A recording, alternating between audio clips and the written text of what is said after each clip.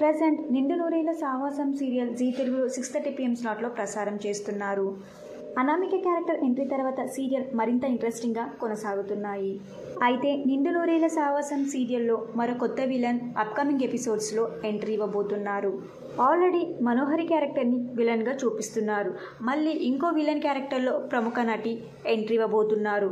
ఆ నటియే మహేశ్వరి. మహేశ్వరి తెలుగు ఆడియన్స్కి బాగా సుపరిచితురాలు. జీ తెలుగులోనే టాప్ సీరియల్స్లో విలన్ రోల్లో నటించారు. ఇప్పుడు మళ్ళీ జీ తెలుగులోనే నిండు నూరేళ్ల సావాసం సీరియల్లో విలన్గా అప్కమింగ్ ఎపిసోడ్స్లో ఎంట్రీ ఇవ్వబోతున్నారు. విలన్ రోల్లో మహేశ్వరి ఎలా ఎంట్రీ ఇవ్వబోతున్నారు, ఎంట్రీ తర్వాత సీరియల్ కథ ఎలా ఉండబోతుంది అని ఇంట్రెస్టింగ్ ఎపిసోడ్ మిస్ అవ్వకుండా టీవీలో చూడండి.